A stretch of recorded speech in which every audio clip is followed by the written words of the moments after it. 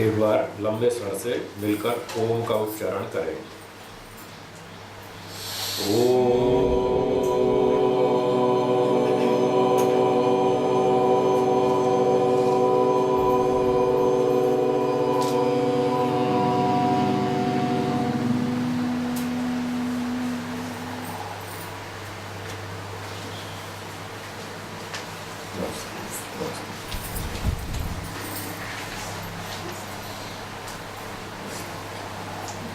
सूत्र 115 की भूमिका, 5वां अध्याय, सांख्य दर्शन।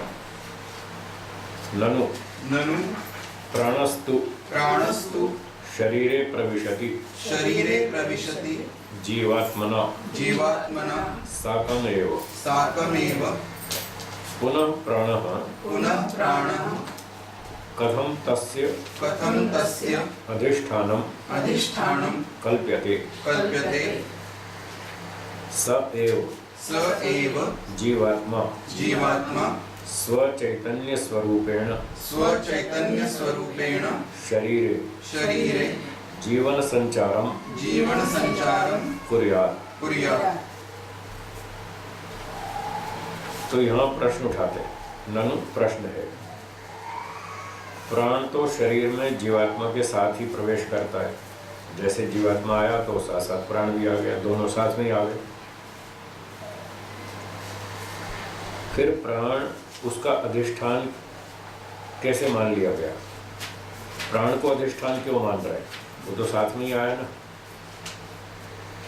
और वो जीवात्मा अपने चेतन स्वरूप से ज्ञान विज्ञान आदि गुणों से शरीर में जीवन संचार कर ही देगा, फिर प्राण को आधार मानने की क्या आवश्यकता है? ये प्रश्न उठाया। इसका उत्तर देते हैं, अत्रोच्यते भृत्य द्वारा स्वामी अधिष्ठिति न एकांतात्। भाष्यम्। जीवात्मा स्वामी प्राणः तदधीनो भृत्य। तो जीवात्मा जो है वो मालिक है और प्राण उसका नौकर है, सेवक है। ऐसा प्राण और आत्मा का संबंध मान लीजिए, स्वामी और सेवक संबंध। यथा ही इंद्रियाणि जीवात्मनो भृत्य रूपाणि तानि स्वस्व एकैक विषय प्रदर्शन कार्यम परिपालयन्ति तथैव प्राणः तस्य भृत्यरूपः शरीरे जीवन संचार कार्यम संपादयति। तो दृष्टांत देते हैं, जैसे इंद्रियां जीवात्मा के सेवक हैं, भृत्य रूप हैं, सेवक हैं, जीवात्मा का काम करती हैं। आँख नाक कान नाड़ी सभी इंद्रियां। तानि स्वस्व, वे अपने अपने एक एक विषय का प्रदर्शन करना, जो उनका कार्य है वो उसको पूरा करती हैं, पूरी सेवा करती हैं, उसमें कोई कमी नहीं रखती। तो जैसे इंद्रियां जीवात्मा की सेवा करती हैं, अपना अपना काम करती हैं, तथैव वैसे ही प्राण भी उसका भृत्य रूप है। बोलो, प्राण भी उसका सेवक है, वो भी उसकी सेवा करेगा, वो शरीर में जीवन संचार का कार्य करेगा। तो प्राण शक्ति के बिना जीवात्मा कैसे करेगा? जीवात्मा जो भी करेगा अपनी शक्ति से ही तो करेगा। ईश्वर भी ऐसा ही एक पदार्थ है, उसमें बहुत सारी शक्तियां हैं, सोचने की, विचारने की, निर्णय लेने की, कार्य करने की एनर्जी है, पावर है, जिससे पूरे ब्रह्मांड को बनाता है, चलाता है, सबका हिसाब रखता है, न्याय करता है, बहुत सारी शक्तियां हैं। तो ईश्वर भी जो कार्य करेगा अपनी शक्तियों से करेगा, बिना शक्ति के नहीं करेगा। तो जीवात्मा भी जो कार्य करेगा अपनी शक्तियों के द्वारा ही करेगा। तो प्राण भी उसकी एक शक्ति है और अपनी प्राण शक्ति से वो शरीर में जीवन संचार कर देगा। तो प्राण शक्ति भी उसका सेवक की तरह काम करेगी। जैसे आँख नाक कान आदि इंद्रियां वो अपना अपना सेवक की तरह से काम करती हैं। इसलिए प्राण को आत्मा की शक्ति माने, उसका आधार माने, उसका सहयोगी माने, सेवक माने, इसमें कोई समस्या नहीं, कोई आपत्ति नहीं। यतः स्वामिनो अधिष्ठातृत्वं भृत्य द्वारा ही भवति। क्योंकि जो भी व्यक्ति स्वामी कहलाता है तो उसका कोई ना कोई सेवक तो होना चाहिए। बिना सेवक के स्वामी कैसा? बिना पुत्र के पिता कैसा? पिता तभी तो कहलाएगा जब पुत्र हो, उसके बिना तो पिता नाम नहीं बनेगा। तो स्वामी नाम तभी तो बनेगा जब कोई उसका सेवक हो। तो ये प्राण शक्ति उसका सेवक है, इंद्रियां, आँख, नाक, कान वो भी उसकी सेवक है, इसलिए जीवात्मा स्वामी कहलाता है और ये प्राण और इंद्रिया उसके सेवक कहलाते हैं। इसमें कोई आपत्ति नहीं। न साक्षात मतलब बिना सेवक के कोई अकेला स्वामी नहीं कहलाता, ये सापेक्ष शब्द है, कंपैरेटिव शब्द है। तस्मात् जीवन संचार प्राणस्य एव कार्यम न जीवात्मना। तो इसलिए शरीर में जीवन संचार करना ये प्राण का ही कार्य है, सीधे जीवात्मा का नहीं। उसकी एक शक्ति है, उससे वो ये काम करता है। देखने की शक्ति उससे देखता है, विचार करने की शक्ति उससे विचार करता है, निर्णय लेने की शक्ति उससे निर्णय लेता है। ऐसे बहुत सारी शक्तियां हैं, उन अपनी अपनी शक्तियों से वो काम करता है। प्राण भी उसकी एक शक्ति है। तस्मात् न दोषा। इसलिए इस बात में कोई दोष नहीं है कि प्राण उसका सेवक है, आत्मा उसका स्वामी है, और वो प्राण के सहारे से जीवात्मा अपने सूक्ष्म शरीर के साथ इस नए शरीर में प्रविष्ट होता है। इसमें कोई समस्या नहीं। सूत्रार्थ भृत्य द्वारा स्वामी अधिष्ठिति न एकांतात्। सेवक के द्वारा ही स्वामी का अधिष्ठान अधिकार बनता है, तभी वो स्वामी कहलाता है। सेवक के बिना स्वामी कहेगा तो इसलिए अकेला साक्षात वो स्वामी नहीं कहलाता बिना सेवक के। तो जीवात्मा को स्वामी कहें, प्राण को उसका सेवक कहें, तो इसमें कोई समस्या नहीं। योजी अगले सूत्र की भूमिका। परंतु यदा जीवात्मा भोक्तृत्वं त्यजति तदा स कस्याम अवस्थायां किम रूपो अवतिष्ठते इति आकांक्षायां उच्यते।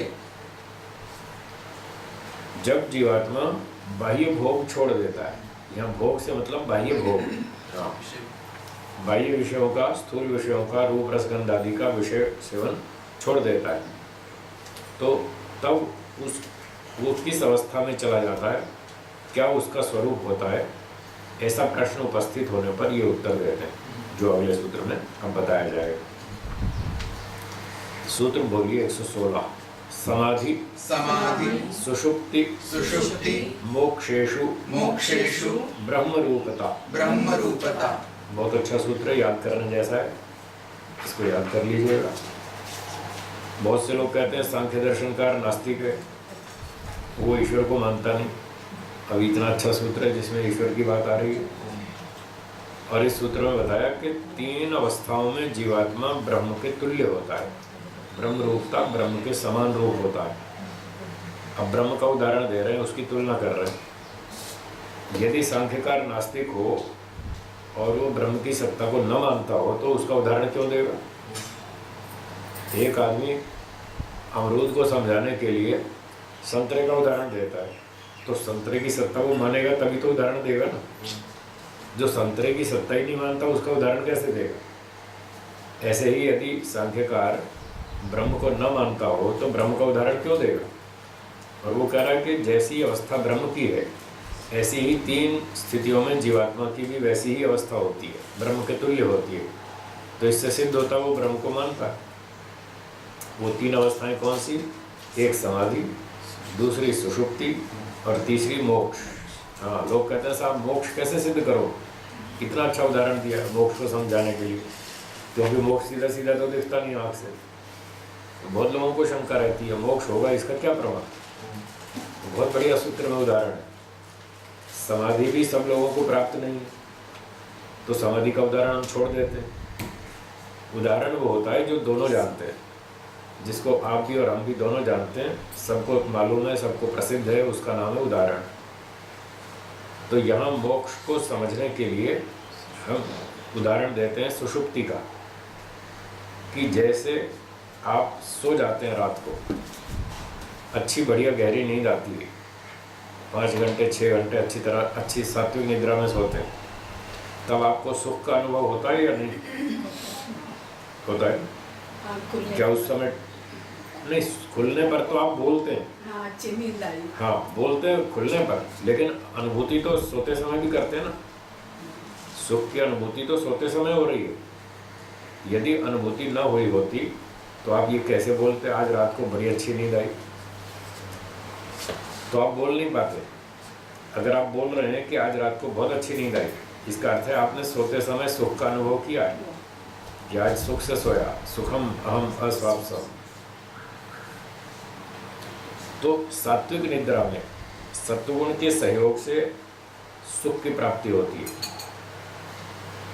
क्या उस समय कोई दुख चिंता टेंशन भी होती है? नहीं होती। तो 6 घंटे के लिए व्यक्ति सब दुखों से छूट जाता है और अच्छा बढ़िया साउंड स्लीप, अच्छी नींद सोता है, सुख का अनुभव होता है। तो हम ये कहते हैं कि अगर 6 घंटे के लिए व्यक्ति सारे दुखों से छूट सकता है और सुख की अनुभूति कर सकता है, तो करोड़ों साल के लिए क्यों नहीं कर सकता? इससे उसका अनुमान कर लो। ये उदाहरण थोड़ी विधि अलग है। अगर निद्रा का उपाय करेंगे तो निद्रा आ जाएगी, समाधि का उपाय करेंगे समाधि हो जाएगी, मोक्ष का उपाय करेंगे मोक्ष भी हो जाएगा। वो तो उपाय करने की बात है। तो इससे हम अनुमान कर सकते हैं कि मोक्ष भी होता होगा, ये अनुमान हो गया।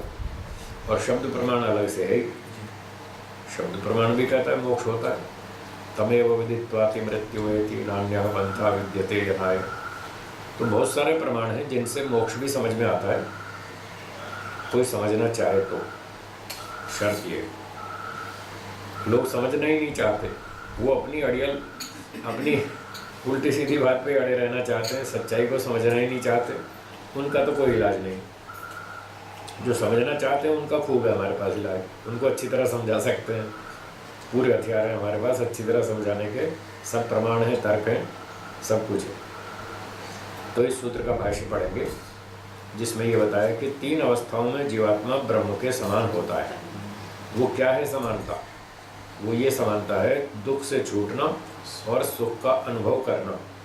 ये 2 बातें हैं इस समानता में। क्या ब्रह्म दुखी है? कभी होता है? वो दुखी कभी नहीं होता। क्या ब्रह्म में आनंद है या नहीं? तो जो ये स्थिति है ब्रह्म की, दुख से रहित रहना, आनंद की अनुभूति करना, इस अवस्था के तुल्य जीवात्मा भी हो जाता है 3 स्थितियों में। जब वो सो रहा हो अच्छी सात्विक निद्रा में, या समाधि में हो, या फिर मोक्ष में हो, 3 अवस्थाओं में वो भी ब्रह्म के इस रूप के तुल्य हो जाता है। ब्रह्म नहीं बन जाता, ब्रह्मता नहीं कहा, ब्रह्म रूपता, ब्रह्म के तुल्य हो जाता है, ब्रह्म नहीं बन जाता। जो वस्तु जैसी है वो वैसी ही रहेगी हमेशा, वो चेंज नहीं हो सकती है। आप इलेक्ट्रॉन को प्रोटॉन बना सकते हैं? नहीं बना सकते। अग्नि को पानी बना सकते हैं? नहीं बना सकते। जो चीज़ जैसी है उसका स्वभाव वैसा ही रहेगा, वो चेंज नहीं होने वाला। तो ये बहुत लोगों को, करोड़ों व्यक्तियों को भ्रांति है कि वो ये मानते हैं कि मोक्ष में जीव है वो ब्रह्म बन जाता है, जीव का अस्तित्व नहीं रहेगा और वो ब्रह्म के अंदर घुल मिलकर एक हो जाएगा। ये इनको करोड़ों व्यक्तियों को भ्रांति है। कैसे बन जाएगा? जब इलेक्ट्रॉन प्रोटॉन नहीं बन सकता, अग्नि को हम पानी नहीं बना सकते, तो जीव को ब्रह्म कैसे बना सकते हैं? तो बिना विचारे लोग ऐसी बातें करते हैं, कहीं अविद्या से और कहीं जानबूझकर स्वार्थ से भी करते हैं। ऐसे लोगों से बचें, सच्चाई को समझने की कोशिश करें। भाष्य पढ़ेंगे। जीवात्मा भोक्तृभावात् वियुक्तः समाधौ सुषुप्तौ मोक्षे च अवतिष्ठते।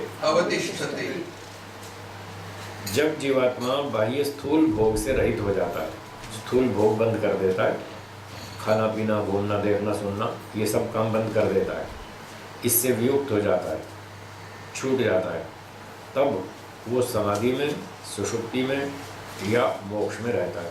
इन तीन में से कोई एक स्थिति में रहता है जीवात्मा।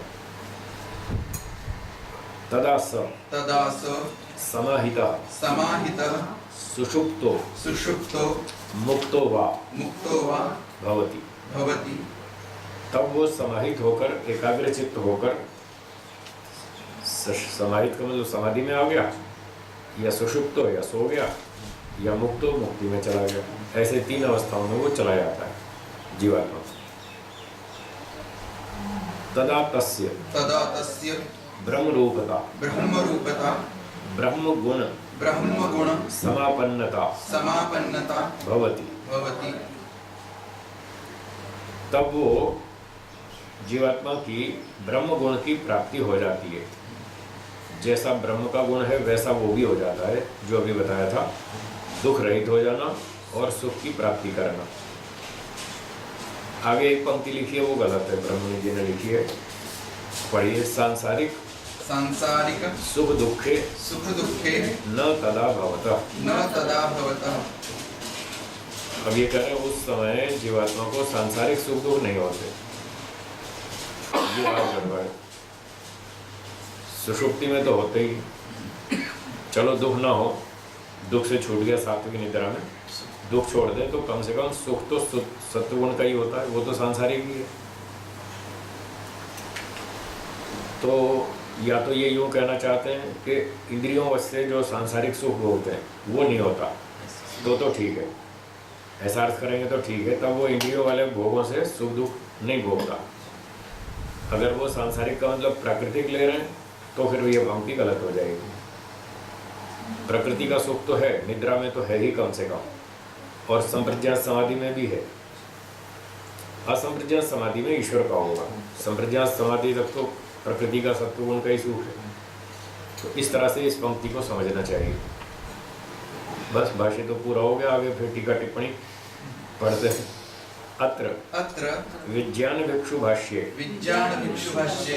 ब्रह्मरूपता विषये लिखितम यत् अस्मत् शास्त्रे ब्रह्म शब्द औपाधिक परिच्छेद मालिन्यादि रहित परिपूर्ण चेतन सामान्यवाची न तो ब्रह्ममीमांसायाम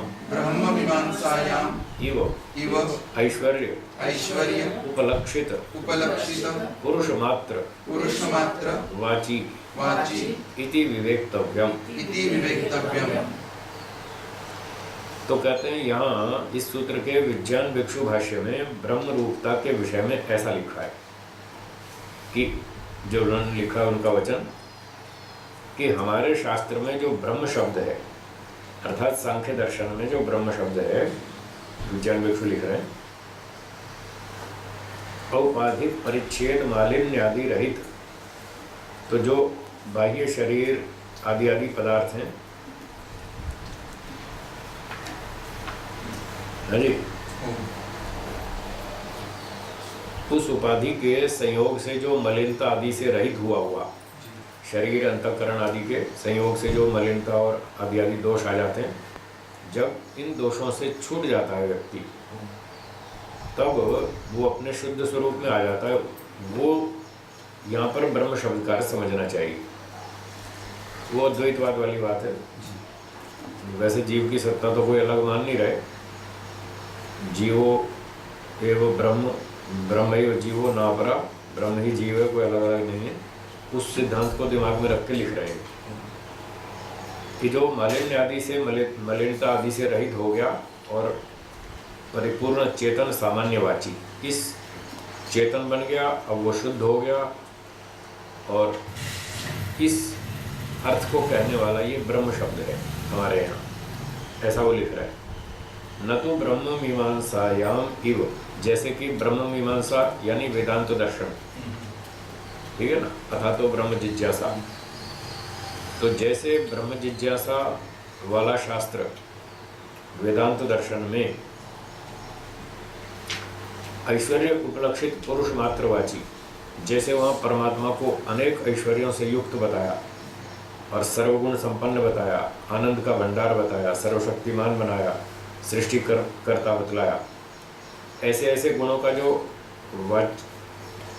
जो गुणों से कहा जाने वाला जो ब्रह्म है वो हमारे शास्त्र में नहीं है। हमारे शास्त्र में तो मल अविद्या से छूटा हुआ वो चेतन है, उसका नाम ब्रह्म है, ऐसा समझना चाहिए। वो ऐसी व्याख्या कर रहे हैं विज्ञान भिक्षु। तो अभी कहते हैं ब्रह्मनि जी, भवतु इदम विज्ञान भिक्षु मतम न तो सांख्य सूत्रकार मतम। विज्ञान भिक्षु ने जो ऐसी व्याख्या की है ये उसका अपना विचार हो सकता है, ये कोई सांख्य सूत्रकार ने तो ऐसा कहा नहीं, उसके पूरे सूत्रों में ऐसी कोई चर्चा नहीं है जैसा वो कह रहा है ब्रह्म के विषय में, उसने ऐसा नहीं स्वीकार किया। ये विज्ञान भिक्षु का अपना मत हो सकता है, कपिल मुनि का नहीं। न ही सांख्य सूत्रम एतादृशम उपलभ्यते यस्मिन् ब्रह्म लक्षणम सूचितम भवेत्। स्वामी ब्रह्ममुनि जी कहते हैं सांख्य सूत्र कोई भी ऐसा उपलब्ध नहीं होता जिसमें इस तरह का ब्रह्म का लक्षण बताया गया हो। सांख्य दर्शन में ऐसा कोई सूत्र नहीं, ये तो उनका अपना विचार है विज्ञान भिक्षु का। ठीक है, अच्छा फिर आगे कहते हैं यस्मिन्, अच्छा ये हो गया, यदि ही अनेन सूत्रेण लक्ष्यमिदं स्यात्। यदि इस सूत्र से ये कहना चाहते होते, जैसा विज्ञान भिक्षु ने व्याख्या की, अगर इस सूत्र में वो बात कहना चाह रहे हैं तो उसका जवाब है ब्रह्म रूपता तरहि समाधि सुषुप्ति मोक्षेषु स्वरूपता इति सूत्रेण भाव्यम। यदि ब्रह्म का यही स्वरूप बताना चाहते होते सूत्रकार इस सूत्र में, तो ऐसा सूत्र नहीं बनाते, फिर ऐसा बनाते समाधि सुषुप्ति और मोक्ष में स्वरूपता होती है। ब्रह्म रूपता नहीं कहते, फिर स्वरूपता कहते कि जीवात्मा अपने शुद्ध स्वरूप में आ जाता है। अपने स्वरूप उसका यही कि वो मलिनता आदि से शुद्ध होकर के अब वो चेतन हो गया, फिर तो स्वरूपता सूत्र बनना चाहिए। ब्रह्म रूपता इति अस्य स्थाने स्वरूपता पदम स्यात्।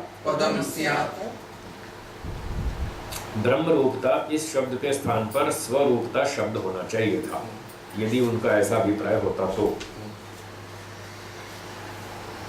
ठीक है, आगे चलते हैं। परंतु पश्यति तु आचार्य न तदानीं ब्रह्मता स्वरूपता भवति।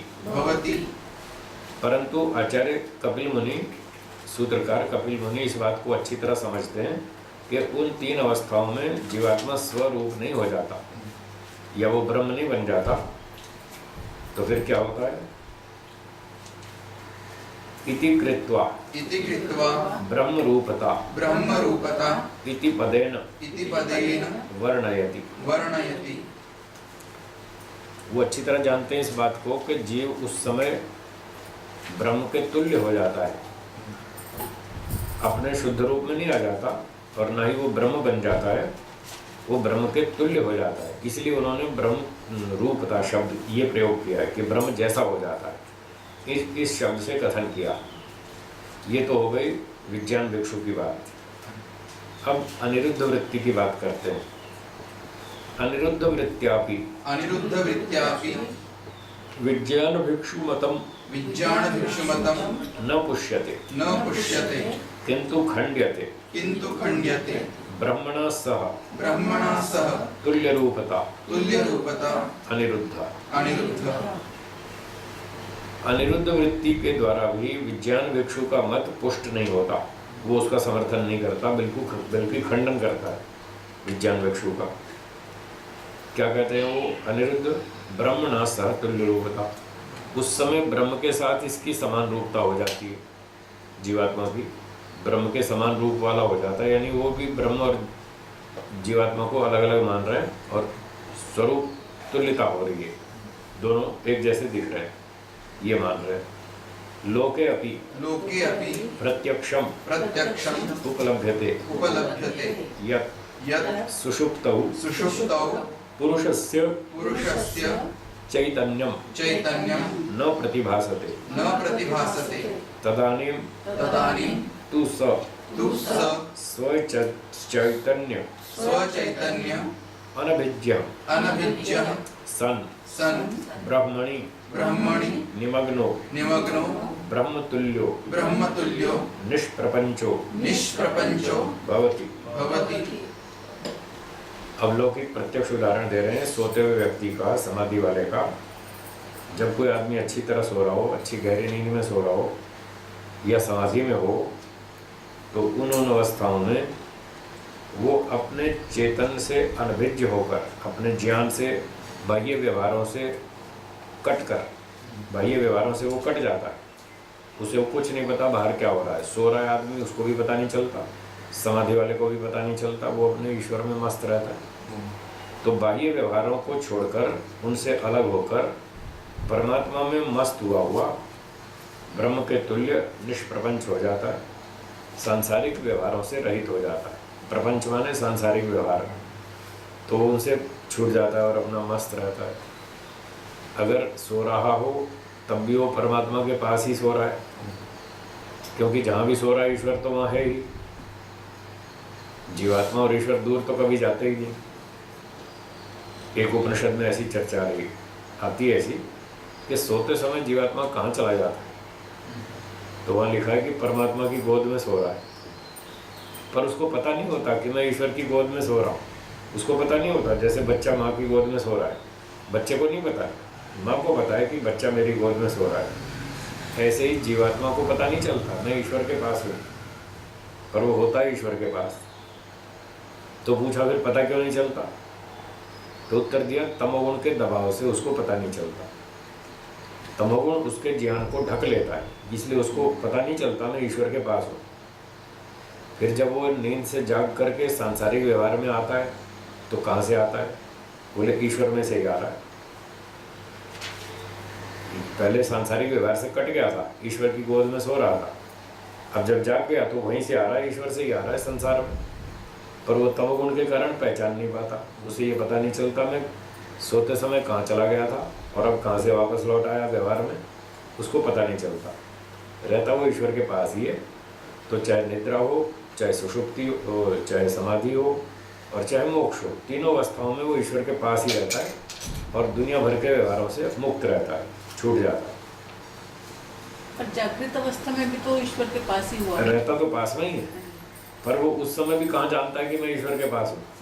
संसार में लिप्त हो जाता है, फिर संसार में उलझा रहता है। ये तो भूल ही जाता है कि मैं भगवान के साथ हूँ।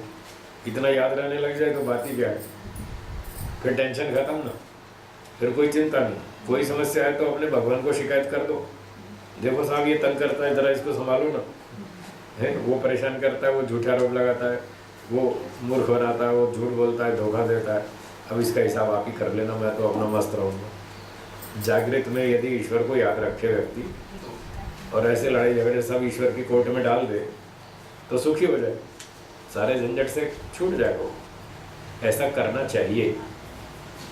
बहुत कम लोग ऐसा कर पाते हैं, जो कर पाते हैं वो मस्त रहते हैं, वो खुश रहते हैं, प्रसन्न रहते हैं, चिंता नहीं करते। लड़ाई झगड़ा तो सबके साथ है, अन्याय तो सबके साथ है। कोई भी संसार में जन्म लेगा, अन्याय तो होना गारंटी, वो तो हम चारों ओर देख ही रहे।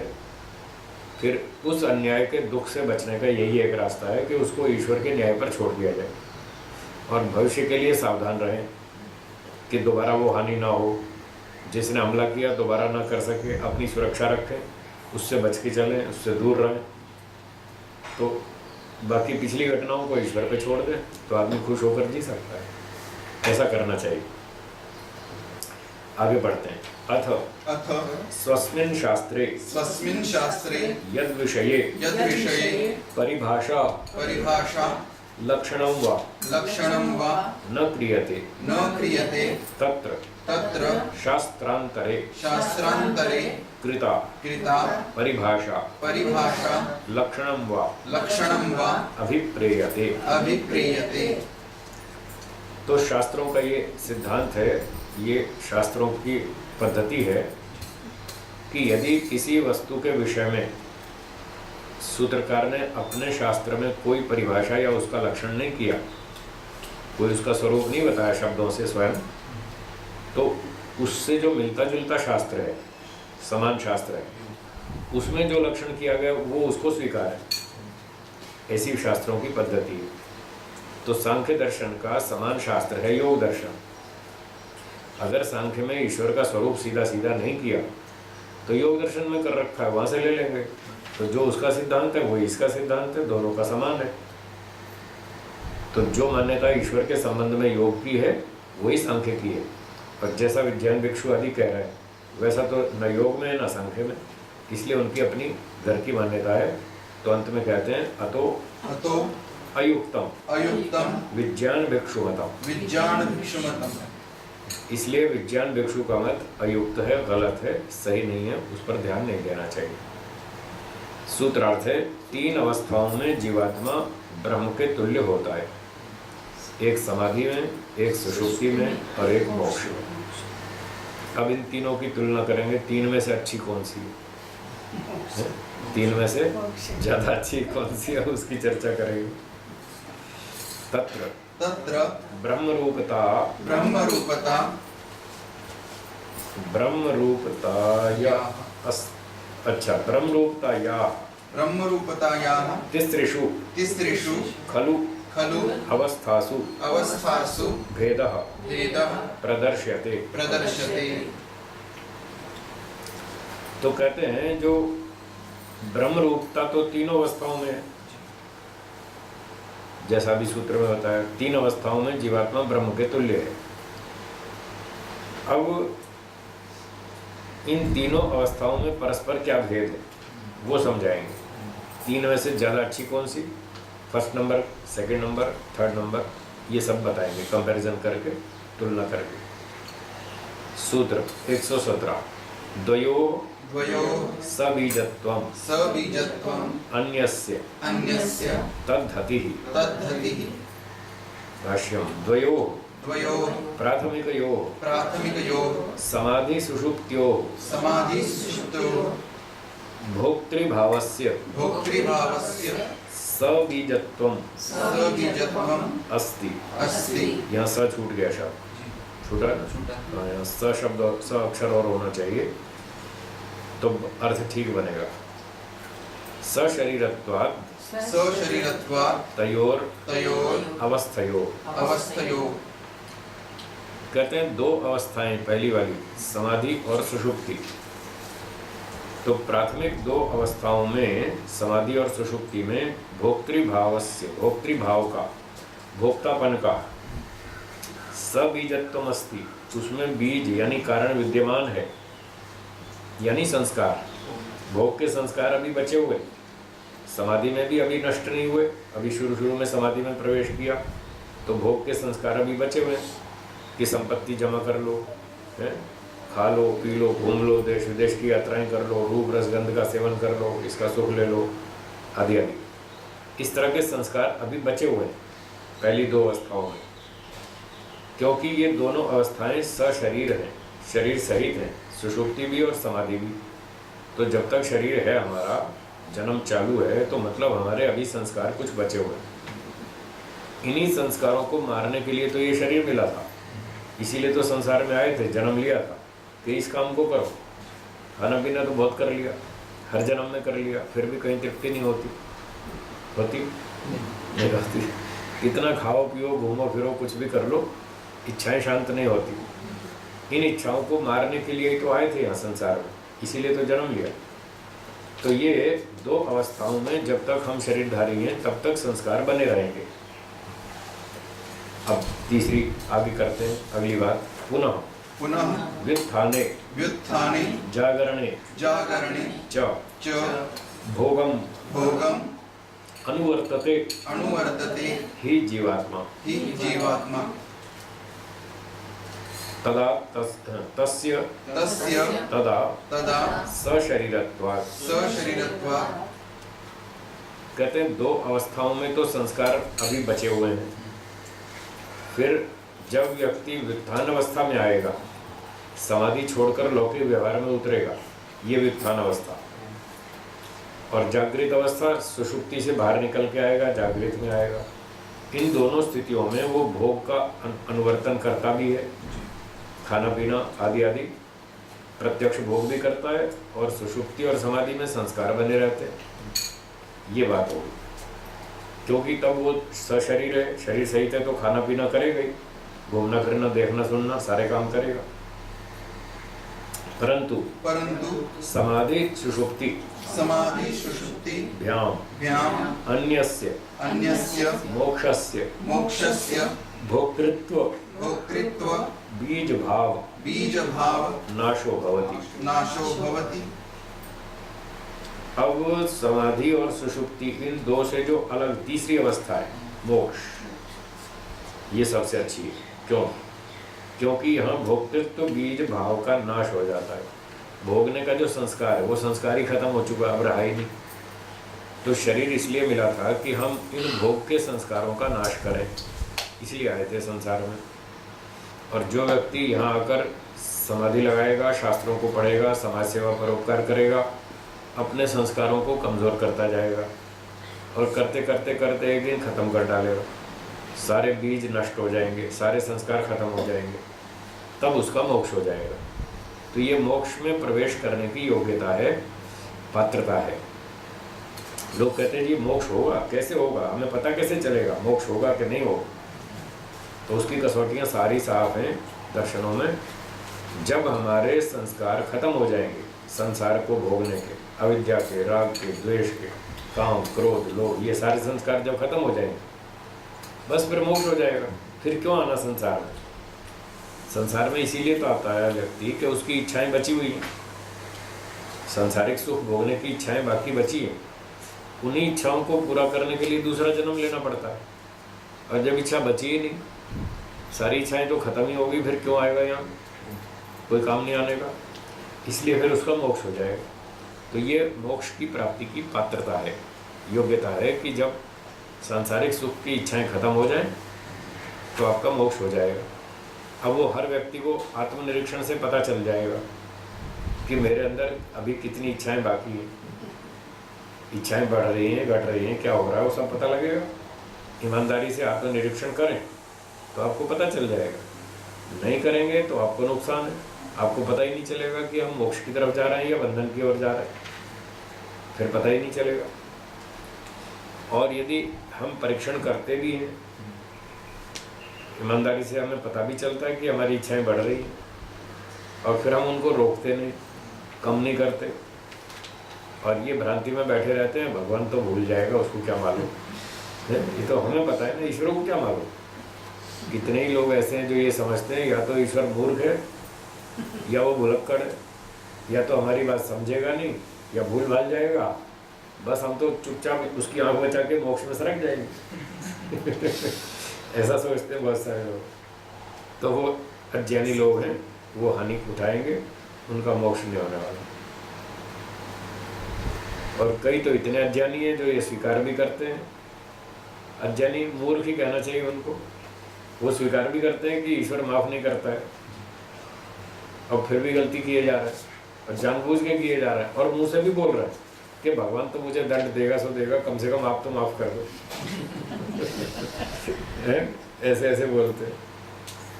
भाई जब भगवान दंड देगा, वो माफ़ नहीं करेगा, तो आप हमसे माफ़ी क्यों मांग रहे हो? आप जल्दी से दंड लेके अपना अपराध कम कर लो।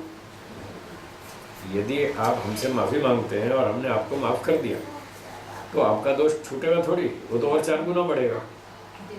क्योंकि ये सिद्धांत है, दंड के बिना कोई सुधरता नहीं है। जब तक व्यक्ति को दंड नहीं मिलेगा वो नहीं सुधरेगा। मैं गारंटी देता हूँ, लिख कर गारंटी देता हूँ, वो नहीं सुधरेगा कभी भी नहीं, जब तक दंड नहीं मिलेगा। बोलिए। इस संसार में जो दंड मिलता है हाँ जी, उसके बाद भी परमेश्वर से दंड मिले? ना, न्याय कहता है कि एक अपराध का दंड एक बार मिलना चाहिए। एक बार यदि किसी ने 100 रुपये की गलती की, मतलब उसको 100 रुपये का दंड मिलना चाहिए। और सरकार ने, राजा ने, समाज ने, पड़ोसियों ने, जो भी अधिकारी थे दंड देने वाले, उन अधिकारियों ने उसको 100 का 100 पूरा दंड दे दिया, तो अब ईश्वर और दंड नहीं देगा, वो यहीं का यहीं निपट गया। अगर 100 रुपये का दंड मिलना चाहिए था और सरकार ने दंड दिया 80 रुपये का, तो कितना बचा? 20 का बचा। बस 20 का ईश्वर और दे देगा, पूरा हो गया। 70 का दंड दिया सरकार ने तो 30 बच गया, ईश्वर 30 का दंड दे देगा, पूरा हो गया।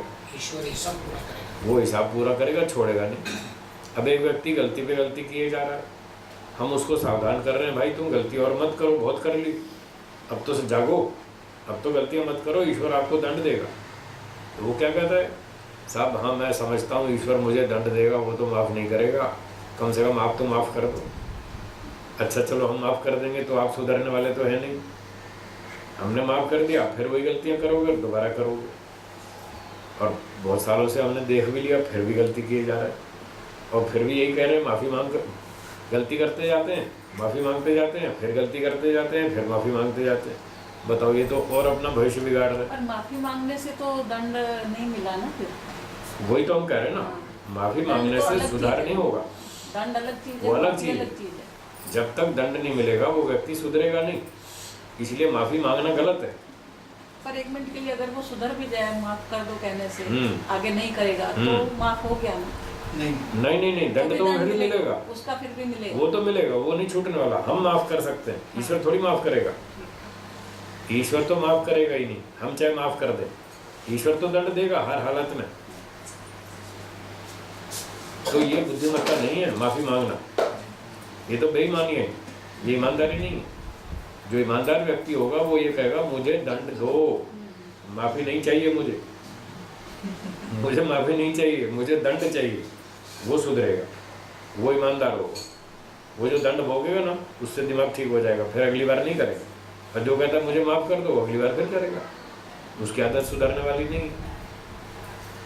तो इस तरह से दंड की बात कहनी चाहिए, माफ़ी की नहीं। ऐसी बहुत सारी भ्रांतियाँ चल रही हैं देश में, दुनिया भर में।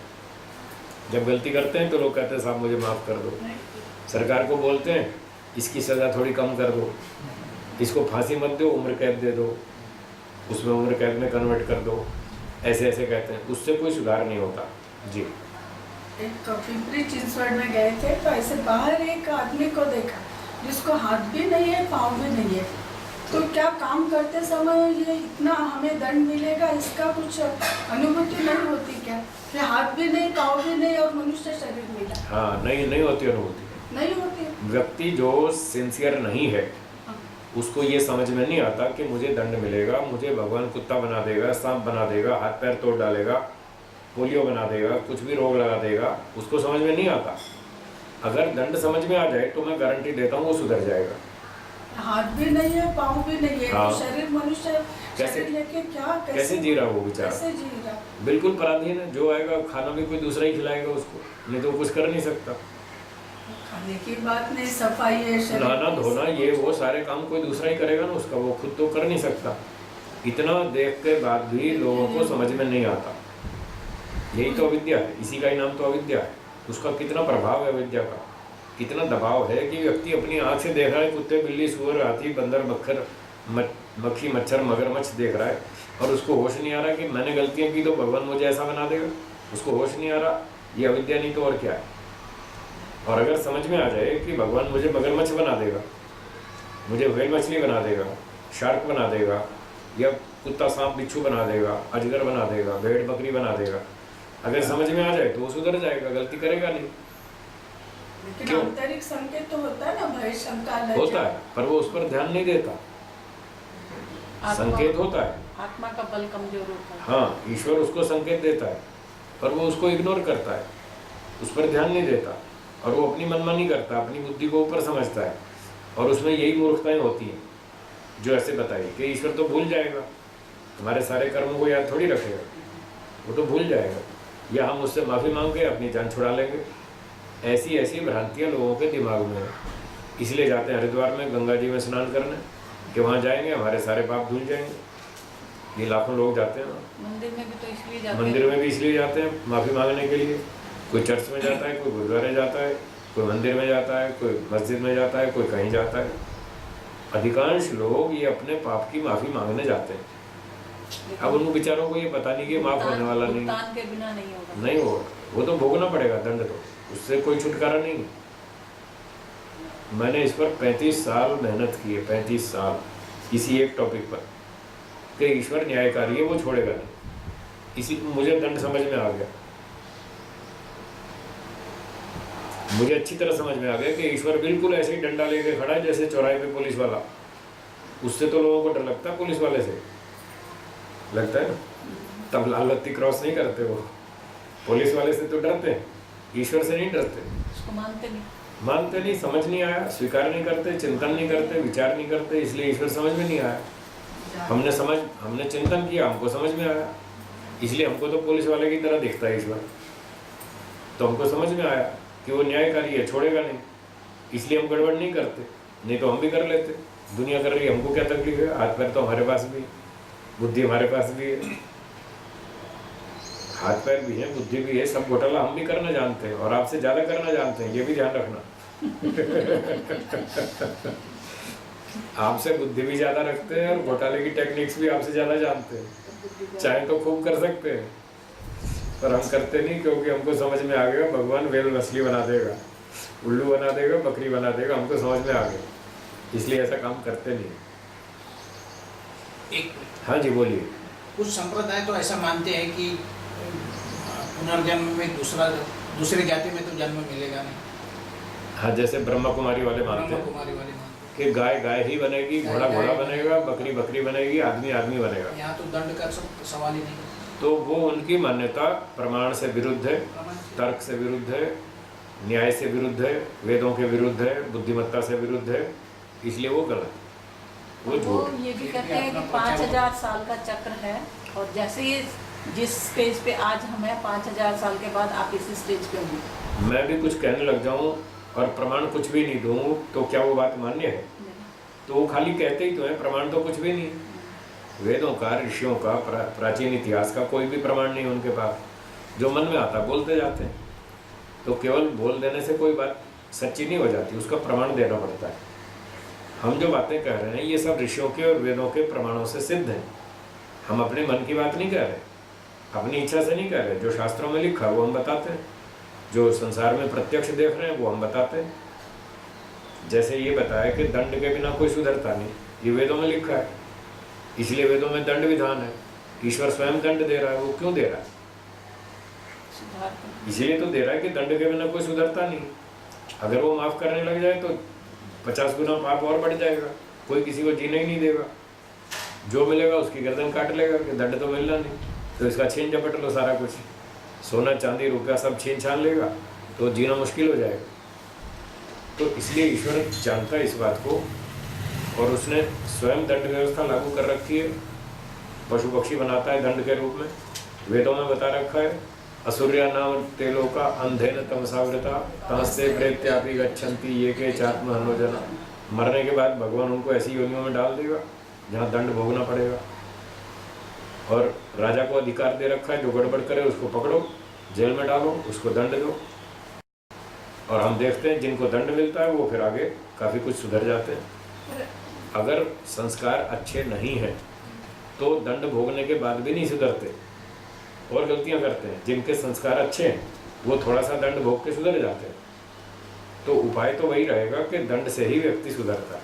तो प्रत्यक्ष प्रमाण से सिद्ध है, अनुमान से सिद्ध है, शब्द प्रमाण से सिद्ध है कि दंड के बिना कोई सुधरता नहीं। इसलिए हम जो कहते हैं वो प्रामाणिक बात करते हैं। तो लोग तो अपने मनमानी की बात करते हैं कि कुत्ता कुत्ता ही बनेगा, गधा गधा ही बनेगा।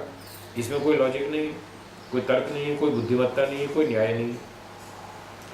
क्या कोई व्यक्ति इतने पाप कर डालेगा कि उसकी सजा कभी खत्म ही ना हो? ऐसा तो नहीं हो सकता। तो कुत्ता यदि हर जन्म में कुत्ता ही बनता रहे तो ये तो ऐसी बात हुई, उसका दंड कभी खत्म ही नहीं होगा। तो ये तो न्याय नहीं हुआ, न्यायकारिता समाप्त हो जाएगी, खत्म हो जाएगी। और मनुष्य हर जन्म में मनुष्य ही बनेगा। अगर ऐसी गारंटी हो जाए तो वो और खूब पाप घोटाले करेगा, और पाप करेगा। खूब करेगा, 20 गुने करेगा, 50 गुने करेगा। वो कहेगा मेरी गारंटी है, मेरा तो पक्का रिजर्वेशन है, मनुष्य तो बनना ही है, हाँ। फिर क्यों ना घोटाले करो। तो कर्मफल व्यवस्था व्यर्थ हो जाएगी, सारी फेल हो जाएगी। इन बातों पर वो चिंतन नहीं करते, गहराई में नहीं जाते, शास्त्रों को पढ़ते नहीं, मनमानी बातें करते हैं, तो उनकी बातें ठीक नहीं। पर हम देखते हैं जैसे दुनिया में अपराध बढ़ते जा रहे हैं और ये संप्रदाय भी और मतलब धार्मिक कार्यक्रम भी बढ़ते जा रहे हैं, लेकिन मनुष्य भी तो बढ़ रहे हैं उस हिसाब से। अगर मतलब गलती का फल हमारा दूसरा योनि है तो मनुष्यों की योनियाँ क्यों बढ़ रही हैं? इसलिए बढ़ रही हैं कि जब मनुष्य पाप करता है तो पाप करके वो अगले जन्म में उसको कौन सा दंड मिलेगा? कीड़ा मकोड़ा का। उन योनियों में जाएगा। कब तक वहाँ रहेगा? जब तक पाप ज़्यादा है। ज़्यादा पाप किए तो कीड़ा मकोड़ा बनेगा, और ज़्यादा पाप का दंड वहाँ भोग लिया, अब पाप पुण्य का बैलेंस इक्वल हो गया, बराबर हो गया, तो शास्त्र कहता है फिर लौट के इंसान बनेगा। कीड़े मकोड़े से लौट के वापस भी तो मनुष्य बनेगा ना। तो जो ज़्यादा पाप कर रहे हैं वो तो कीड़े मकोड़े में ट्रांसफ़र हो रहे हैं मरने के बाद। और 20 साल पहले, 100 साल पहले, 200 साल पहले जो लोग पाप कर करके कीड़े मकोड़े, कॉकरोच, मक्खी, मच्छर बने थे, उनका दंड पूरा हो गया, उनका नंबर आ गया इंसान बनने का, तो वो लोग वहाँ से लौट लौट के मनुष्य बन रहे हैं। अब यहाँ से जाने की वालों की संख्या कम है और आने वालों की ज़्यादा है। मनुष्य योनि में लौटने वालों की संख्या अधिक है और मरने वालों की संख्या कम है, इसलिए यह संख्या बढ़ गई। तो ये जो संख्या बढ़ रही है, ये कीड़े मकोड़े में से वापस लौट के आ रहे हैं, इस वजह से संख्या बढ़ रही है। न कि अच्छे पुण्य कर्म अधिक हो रहे हैं, इस वजह से संख्या बढ़ रही है। क्योंकि शास्त्र में लिखा है यदि अच्छे कर्म अधिक करेंगे तो ऊंचे घरों में जन्म मिलेगा। विद्वान माता पिता, पढ़े लिखे, धार्मिक, ईमानदार, चरित्रवान, देशभक्त, ऐसे बढ़िया ईमानदार परिवारों में जन्म मिलेगा, ऑफिसर्स के घर में। और अगर पाप पुण्य बराबर होंगे तो सामान्य शूद्र परिवार में मिलेगा। और अगर पाप ज़्यादा हो गए तो कीड़े मकोड़े में जाके वहाँ दंड भोग के फिर वापस लौट के फिर सामान्य परिवार में आएंगे। क्योंकि पाप पुण्य बराबर होने पर नियम है कि सामान्य परिवार में जन्म मिलेगा। अब जो संख्या बढ़ रही है मनुष्यों और जो निम्न श्रेणी के हाँ, सुनिए मेरी बात पूरी सुनिए। अब जो संख्या बढ़ रही है, सामान्य जो मनुष्यों की संख्या बढ़ रही है, वो कौन से परिवारों में बढ़ रही है? ऑफिसर्स के घर में या सामान्य? सामान्य से भी नीचे। इससे उत्तर सिद्ध हो रहा है कि कीड़े मकोड़े में से वापस आ रहे हैं। जब कीड़े मकोड़े से वापस आएगा तो सामान्य परिवार में जन्म होगा, शूद्र परिवार। से नीचे वाले कौन आ रहे हैं? वो तो जो छोटे से छोटा है ना, सामान्य से सामान्य, जो आप जिसको नीचे कह रहे हैं, हम उसको सामान्य कह रहे हैं। मतलब सबसे घटिया मनुष्य भी सामान्य के नाम से हम बोल रहे हैं, इस तरह से। तो वो कीड़े मकोड़े से जो लौटेगा वो शूद्र के घर जाएगा। तो अब संख्या तो शूद्रों के यहाँ बढ़ रही है, अफसरों के यहाँ तो बढ़ नहीं रही। इससे सिद्ध हुआ कि कीड़े मकोड़े में से वापस आ रहे हैं। अगर पुण्य ज़्यादा होते तो ऑफिसर्स की यहाँ संख्या बढ़ती, क्योंकि ज़्यादा पुण्य करने से तो ऊंचे घर में जन्म मिलता है। ऊंचे घर में तो संख्या घट रही है बच्चों की। पहले 4 होते थे, अब 2 ही रह गए, कहीं कहीं तो एक ही बचा है। हाँ, एक ही बचा है, वो दूसरा भी नहीं हो रहा। तो इससे सिद्ध हो रहा है कि कीड़े मकोड़े से वापस आ रहा है, इसलिए संख्या बढ़ रही है मनुष्यों की। दूसरी पृथ्वी से भी आते होंगे, वहाँ से भी आ सकते हैं, वो भी एक कारण। एक थोड़ी है, बहुत पृथ्वी है, वो भी एक कारण है, बहुत सारे कारण। दूसरी पृथ्वी से यहाँ आ सकते हैं, मोक्ष में से लौट सकते हैं, कीड़े मकोड़े में से आ सकते हैं। और ब्राह्मण क्षत्रिय भी 50% पुण्य करे तो वो भी शूद्र के यहाँ जन्म ले सकते हैं। बहुत सारे कारण, बहुत सारे ऑप्शंस हैं। वास्तव में कीड़े मकोड़े की संख्या ज़्यादा है वैसे फिलहाल तो ज़्यादा वैसे है, भी। हाँ, लेकिन कब कितनी घटती है, कितनी बढ़ती है, वो अकाउंट हम मेंटेन नहीं कर सकते, वो हमको पता नहीं चलता। कितने बैक्टीरिया रोज़ नए पैदा होते हैं और कितने मरते हैं, वो हमारे पास कोई हिसाब नहीं। बैक्टीरिया छोड़ो, मक्खी मच्छर का हिसाब नहीं है। आपके पूना में रोज़ कितने मच्छर पैदा होते हैं, कोई हिसाब। फिर हमें क्या पता चले कब कहाँ कौन मरा, कौन जिया। भगवान ने कितने मच्छर पैदा किए, कितने कॉकरोच बनाए, कितने बिल्लियाँ बनाए, कितने कुत्ते बनाए। आप जब ध्यान देंगे तो पता चलेगा, ध्यान नहीं देते इसलिए पता नहीं चलता है। आप यहाँ से लेकर के, इस गेट से लेकर के, और वो क्या है, शावरी चौक, कौन सा चौक है? शिवार चौक। इस रोजलैंड के गेट से लेकर शिवार चौक तक पैदल चलो और नोट करते जाओ यहाँ कुत्ते कितने हैं, तो आपको आइडिया आएगा इतने से आधे किलोमीटर में इतने कुत्ते रहते हैं। और आपने कभी ध्यान नहीं दिया तो आपको पता ही नहीं। आप यहाँ से और वो पाव भाजी वाले की दुकान गिनते जाओ, देखो आपको पता लगेगा अरे आधे किलोमीटर में इतनी पाव भाजी बिकती है, आपको बड़ा आश्चर्य होगा। और क्योंकि आपने ध्यान नहीं दिया तो आपको पता ही नहीं, आप सोचते हैं एक आध कोई होगा, और जब नोट करेंगे तो 10 मिलेंगे। तो ऐसे ध्यान देने से पता चलता है, फिर आइडिया आता है कि दुनिया में क्या हो रहा है। ठीक है जी, तो आगे चलते हैं, पाठ को बढ़ाते हैं।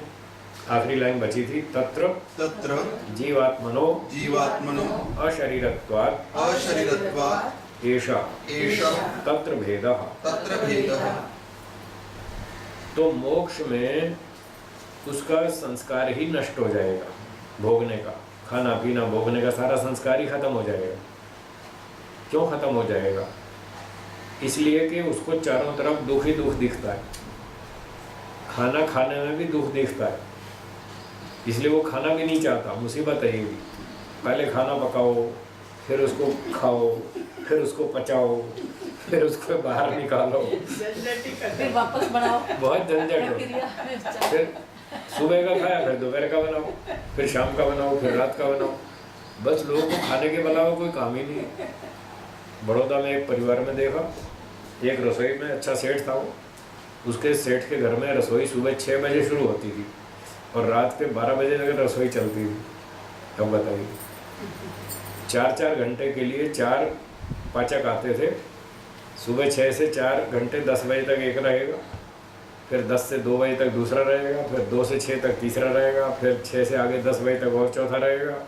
सारा दिन रसोई चालू ही रहती थी, कुछ ना कुछ आइटम बनती ही रहती थी। मेहमान भी खूब आते थे तो कुछ ना कुछ पकाते ही रहते थे। अब वो बताइए, खाने के लिए पैदा हुए और कुछ काम ही नहीं है उनको, सारा दिन बस खाते ही रहो, खाते ही रहो। बीमार नहीं पड़ेंगे तो क्या होगा, और हालत कैसी होगी वो आप सोच सकते हैं। और कोई काम ही नहीं। तो उनको क्योंकि खाने में सुख दिखता है, इसलिए वो खाते रहते हैं और बनाते रहते हैं सारा दिन। पर योगाभ्यासी व्यक्ति को, जिसको अविद्या समझ में आ गई, उसको तो ये खाना भी झंझट दिखता है।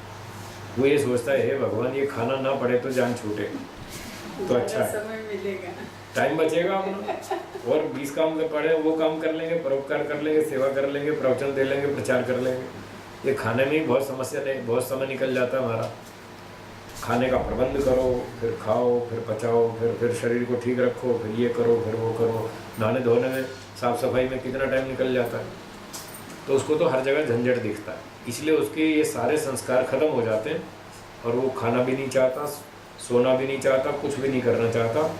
वो चाहता है बस सिर्फ ईश्वर के साथ ही रहो और कुछ नहीं चाहिए वो।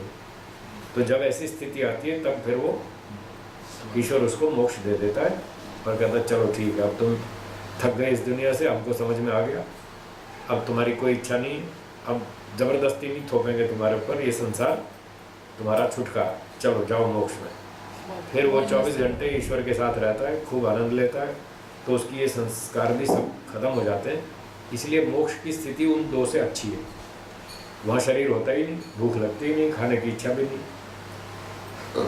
तो ये इन तीनों में भेद हुआ। तो 3 में सबसे अच्छी कौन सी हुई? मोक्ष।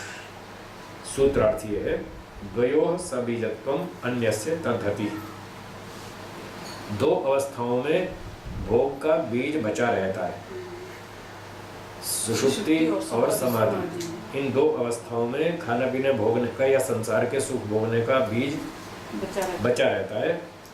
जबकि तीसरी में तद्धति, उसका विनाश हो जाता है, हान हो जाता है, विनाश हो जाता है। इसलिए तीसरी वाली अवस्था मोक्ष वाली अच्छी है, इन 2 से वो अच्छी है। अब आगे देखते हैं। समाधि समाधि सुषुप्ति सुषुप्ति तु तु प्रत्यक्षम प्रत्यक्षम दृश्येते दृश्येते तयोः तयोः शरीरे शरीरे वर्तमानत्वात् वर्तमानत्वात् परंतु परंतु मोक्षस्तु मोक्षस्तु न दृश्यते न दृश्यते तयोरेव तयोरेव भवतु भवतु कृतकृत्यता कृतकृत्यता अत्रोच्यते। अत्रोच्यते।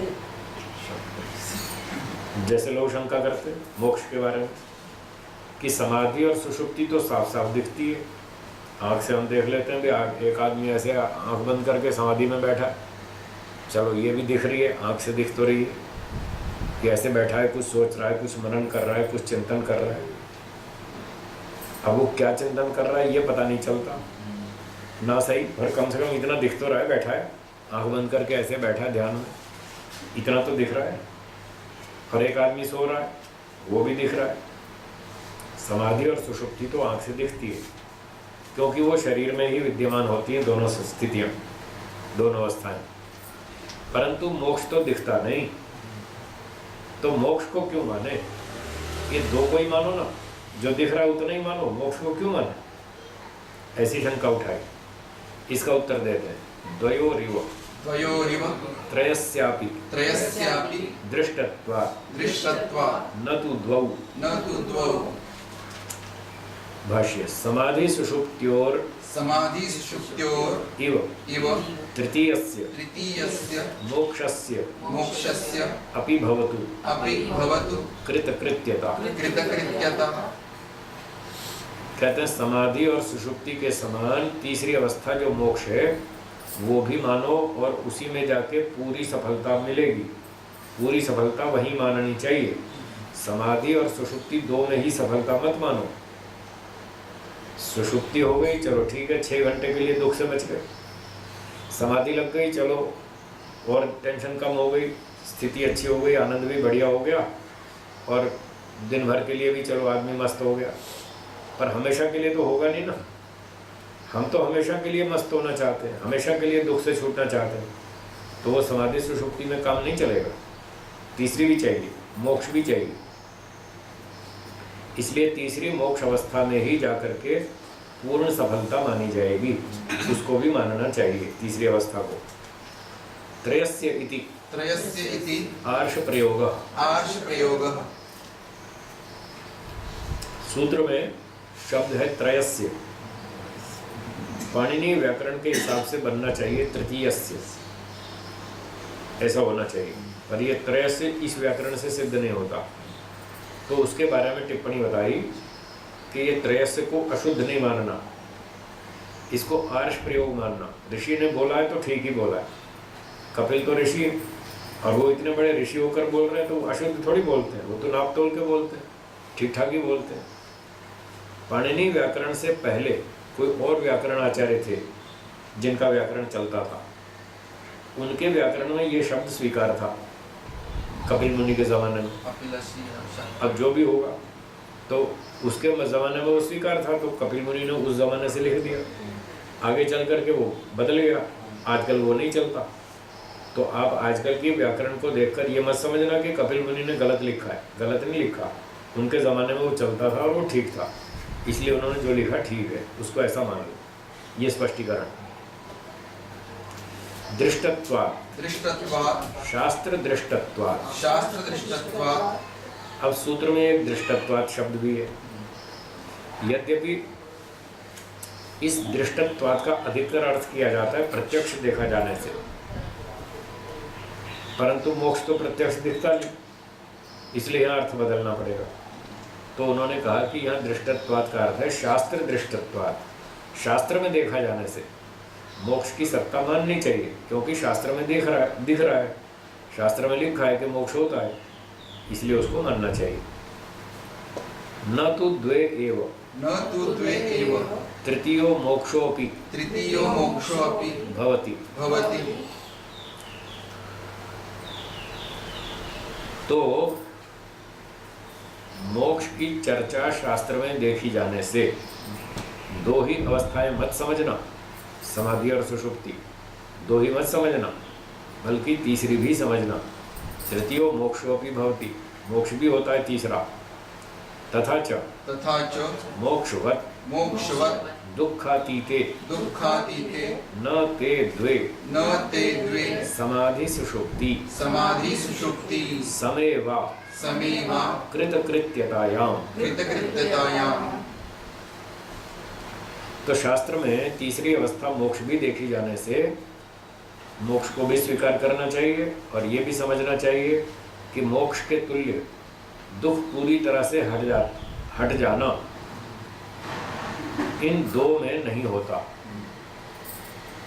इन दो में कुछ काल न ते द्वे समाधि सुषुप्ति समेवा कृतकृत्यतायाम, सफलता में ये दोनों मोक्ष के तुल्य नहीं है। कुछ देर के लिए तो दुख से छूट जाएंगे, समाधि में गए तो 2 घंटा के लिए छूट गए, निद्रा में गए तो 6-7 घंटे के लिए छूट गए, पर 6 घंटे बाद फिर टेंशन शुरू हो जाएगी, नींद खुलते ही फिर वो रात की समस्या फिर शुरू हो जाएगी, फिर वही विचार शुरू हो जाएगा। तो इससे थोड़ी देर के लिए दुख से निवृत्ति हुई, चिंता टेंशन से थोड़ी देर के लिए छुटकारा हुआ, समाधि में भी सुषुप्ति में, और मोक्ष में तो करोड़ों साल के लिए और भी ज़्यादा। इसलिए सफलता की तुलना करें तो मोक्ष में सबसे अधिक सफलता है, जैसी मोक्ष में है वैसी इन दो में नहीं है, ये बात कही। फिर कहते हैं तस्मात् न ताभ्याम कृतकृत्यता तथा शास्त्रम च, इसलिए इन दो से पूरी सफलता नहीं मानी जाएगी, समाधि और सुषुप्ति से भी पूरी सफलता नहीं मानी जाएगी जब तक मोक्ष न मिल जाए। और ऐसा ही शास्त्र भी कहता है, क्या कहता है? तमेव विदित्वा अतिमृत्युमेति नान्यः पंथा विद्यते यनाय। तम एव, परमात्मा को जानकर ही, विदित्वा जानकर ही, मृत्युम अति एति, जीवात्मा मृत्यु को पार कर सकता है, पार कर जाता है, परमात्मा को जानकर ही पार कर सकता है। न अन्य पंथा, और कोई रास्ता नहीं, एक ही रास्ता है। लोग कहते हैं रास्ते अलग अलग हैं, मंजिल तो एक है, सब झूठ है, धोखा है, इससे सावधान, बच के रहना। एक ही रास्ता है, दो रास्ते हैं ही नहीं। जब वेद कह रहा है तो मैं और आप क्या चीज़ है? मैं झूठ बोल सकता हूँ, मैं इंसान हूँ, मुझसे गलती हो सकती है, आप भी मनुष्य हैं, आपसे भी गलती हो सकती है, ईश्वर थोड़ी गलती करेगा। तो बहुत सारे लोग जो ये कहते हैं रास्ते अलग अलग हैं, मंजिल तो एक है, ये झूठ है, ये धोखा है। ईश्वर कह रहा है मंजिल भी एक है और रास्ता भी एक है, दूसरा रास्ता है ही नहीं, न अन्य पंथा। तो हमें ईश्वर की बात समझनी चाहिए और इन झूठे लोगों की चालाकी से बचना चाहिए, जो मूर्ख बनाते हैं, धोखा देते हैं। तो न अन्य पंथा, दूसरा कोई मार्ग नहीं है। अयनाय, मोक्ष प्राप्ति के लिए, सब दुखों से छूटने के लिए एक ही रास्ता है, परमात्मा को जानो, बस, और कोई रास्ता नहीं। यदा पश्यते रुक्म वर्णम कर्तारम ईशम पुरुषम ब्रह्म योनिम तदा विद्वान पुण्य पापे विधूय निरंजन परमं साम्यम उपैति। ये अब शास्त्रों के प्रमाण दे रहे हैं जिनमें ये बताया है कि मोक्ष ही सबसे उत्तम है। वहीं जाकर व्यक्ति सारे दुखों से छूटता है, वहीं जाके उसकी पूर्ण सफलता मानी जाती है। सांसारिक क्षेत्र में तो तात्कालिक सफलता है, थोड़ी देर की, 2 घंटे की, 4 घंटे की, 6 घंटे की, दुख से छूटने वाली।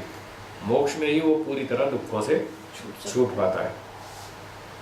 तो इस वाक्य में बताया, यदा, जब, पश्य, जीवात्मा, देखने वाला, पश्यते, देखता है, जब जीवात्मा देखता है, किसको?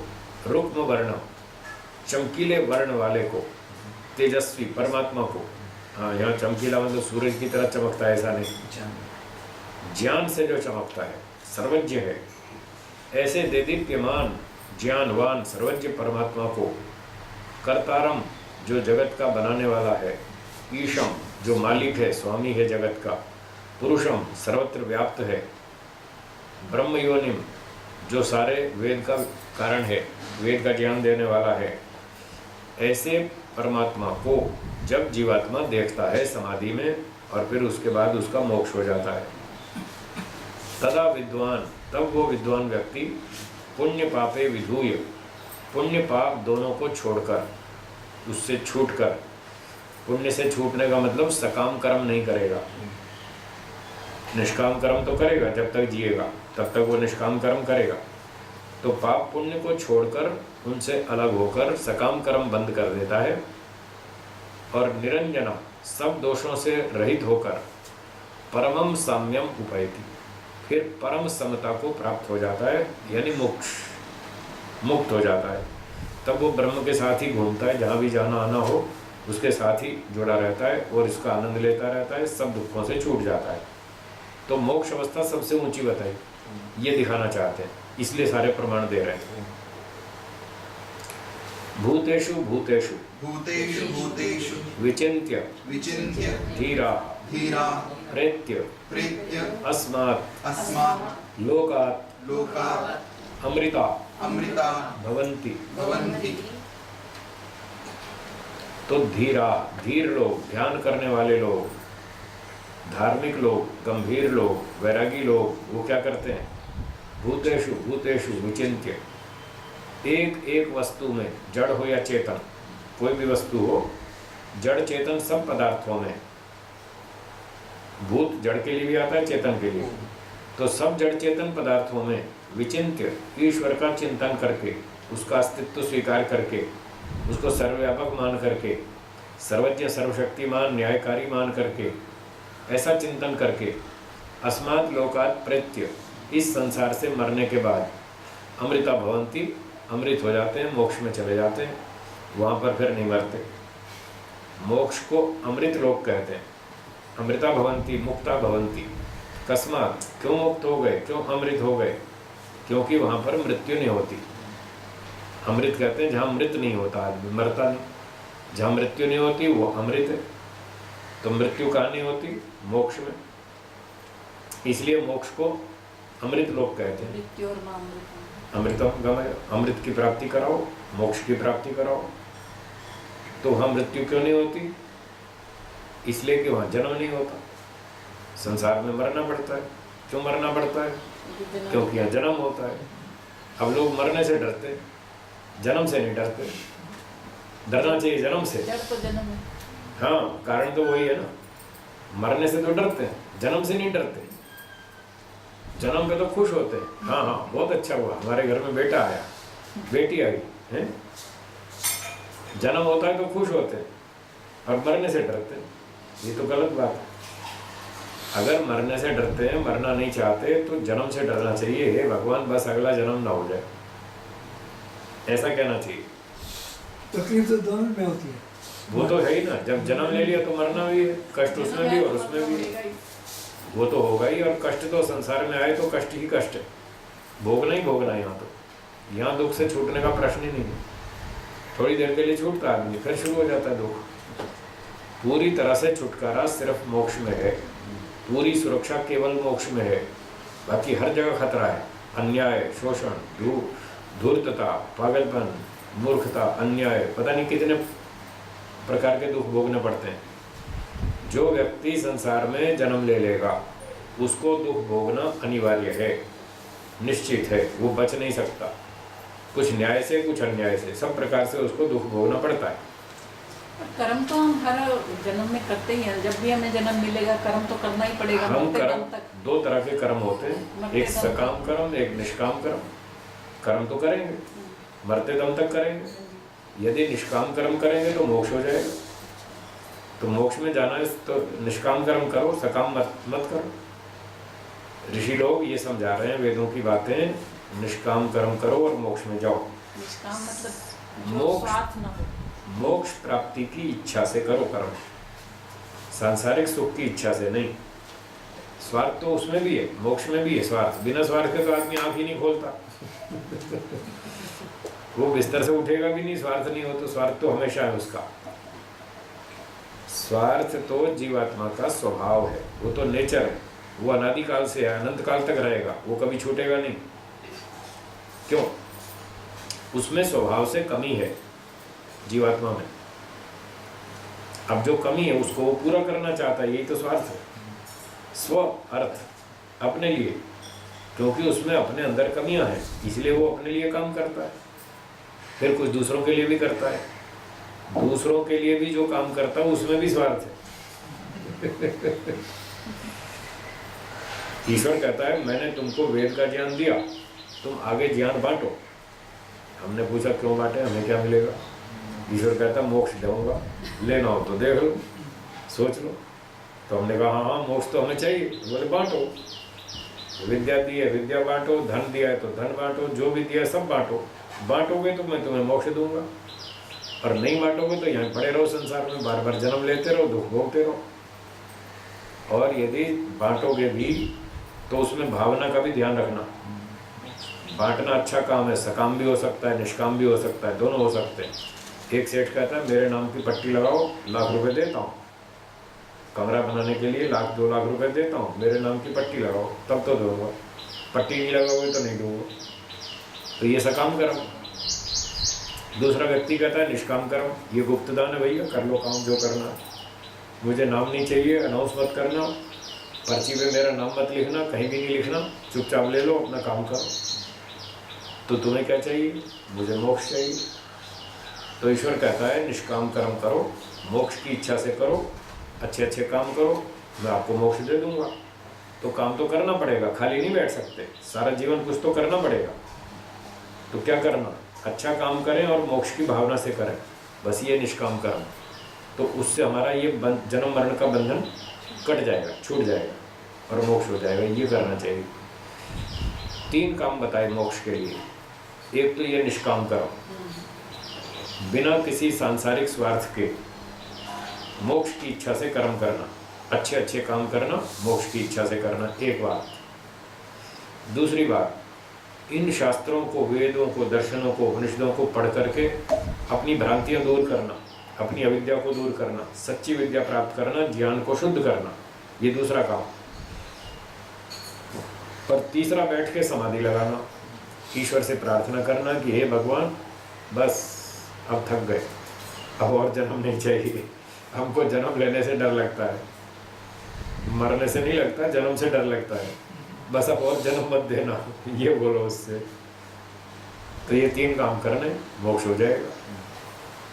ठीक है जी, आगे चलते हैं। तो भूतेषु भूतेषु विचिन्त्य धीरा प्रेत्यस्मान् लोकाद् अमृता भवन्ति। ईश्वर को सर्वव्यापक, सर्वशक्तिमान, न्यायकारी स्वीकार करके वो बुरे काम छोड़ देते हैं, निष्काम कर्म करते हैं, अच्छे काम करते हैं, वो अमृत हो जाते हैं, मोक्ष में चले जाते हैं। मोक्ष में मृत्यु नहीं होती, इसलिए उसको अमरलोक बोलते हैं। तस्य तस्य तावदेव तावदेव चिरम यावत् न विमोक्ष्ये न विमोक्ष्ये। उस व्यक्ति का मोक्ष होने में केवल उतनी ही देर है जितनी की शरीर छोड़ने में।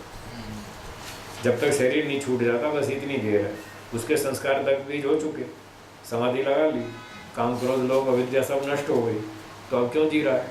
अब बस शरीर बचे, जब तक जीना है, जब तक शरीर में ताकत है, शरीर की शक्ति खत्म हो जाएगी, अपना मोक्ष में जाएंगे। तो इसलिए मोक्ष सबसे बढ़िया है। शरीरधारी होने पर भी बहुत सारी झंझट है, भले ही संस्कार नष्ट हो चुके हों उसके बाद भी खाना तो पड़ेगा, सोना तो पड़ेगा, गर्मी तो लगेगी, ठंडी तो लगेगी, वो झंझट तो अभी भी रहेगा।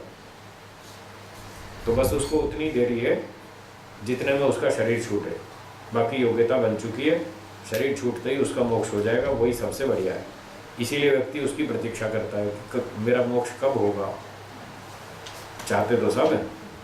देखो भारत में बहुत सस्ता मिलता है मोक्ष, अखबार उठाओ देखो, फटाफट मोक्ष, गंगा जी में स्नान करो आपका मोक्ष हो जाएगा, काशी बनारस में जाके डूब के मरो नदी में आपका मोक्ष हो जाएगा। इतना सस्ता मोक्ष बताते हैं। काशी बनारस में तो ये मानते हैं काशी में कि कोई वहां जाके डूब के मरे उसका मरने से ही मोक्ष होता है। इसलिए एक पेपर में मैंने पढ़ा, 1 वर्ष में करीब 5000 लोग नदी में डूब के मरते हैं वहाँ। ये सोच कर जाते हैं कि हम मोक्ष में जाएंगे और यहाँ मरने से मोक्ष होता है। फिर आगे आर्टिकल में क्या लिखा था कि यहाँ पर लोग दूर दूर से आते हैं, बूढ़े बूढ़े, और वो भाड़े पर मकान ले लेते हैं, भाड़े पे मकान ले लेते हैं, यहाँ डूब के मरना है और अपने मोक्ष में जाना है। तो मकान मालिक एडवांस में भाड़ा ले लेता है, अगर तुम तो डूब के मर जाओगे, मेरा भाड़ा कौन देगा? इसलिए एडवांस में भाड़ा ले लेते हैं 5-5, 6-6 महीने का, फिर तुम जब मर्जी मरो। और ये भी सुना है कि कुछ लोग मतलब अपना दाह संस्कार भी वहाँ कराना चाहते हैं बनारस के कुछ जगहों पे, कि हमारा वहाँ पे अगर होगा तो हमारे मोक्ष हो जाएगा, या स्वर्ग मिलेगा या मोक्ष मिलेगा। वो भ्रांति धारणा है, सब झूठी बात है। काशी बनारस में मरने से मोक्ष नहीं होता। हम कहते हैं कि मरने से हमें 1 दिन 2 दिन पहले ही, चाहे हमारी मरणावस्था है तो वहाँ पर ले जाओ, हाँ, ताकि हम वहाँ प्राण छोड़ें, वहाँ प्राण छोड़ें। ताकि मुक्ति हो जाए। मुक्ति हो जाए। ऐसे नहीं होती मुक्ति, सब झूठ है, सब भ्रांति है। 3 काम बताए, ज्ञान को शुद्ध करो, कर्म को शुद्ध करो, उपासना को शुद्ध करो, तीनों शुद्ध हो जाएंगे, उससे मोक्ष होगा, और कोई उपाय नहीं। सूत्रार्थ, द्वयोरिव त्रयस्यापि दृष्टत्वात् न तु द्वौ। 2 जैसी अवस्थाएं हैं सुषुप्ति और समाधि, इनके तुल्य तीसरी अवस्था भी शास्त्र में देखी जाती है, इसलिए 2 में कल्याण नहीं होगा, तीसरी भी माननी पड़ेगी, पूरा कल्याण उसी में होगा। तो तीसरी को भी माने, उसके लिए पुरुषार्थ करें और मोक्ष प्राप्ति करें, ये संदेश है। थोड़ी देर का ब्रेक। हाँ जी, आगे चलते हैं। ओम। बोलिए। सुषुप्ति, सुषुप्ति, समाधि, समाधि, मोक्षेषु, मोक्षेषु, मोक्षस्य, मोक्षस्य, उत्कृष्टतमत्वम्, उत्कृष्टतमत्वम्, उक्तम्, उक्तम्, तस्य च, तस्य च, ताभ्यां ताभ्यां, भेदोऽपि भेदोऽपि दर्शितः। दर्शितः। समाधि और सुषुप्ति और मोक्ष तीनों में मोक्ष सबसे उत्तम है, ऐसा बताया गया, और उसका यानी मोक्ष का ताभ्याम भेदोऽपि दर्शिता, सुषुप्ति और समाधि से भेद भी दिखलाया, पिछले सूत्रों में ये बात हो गई।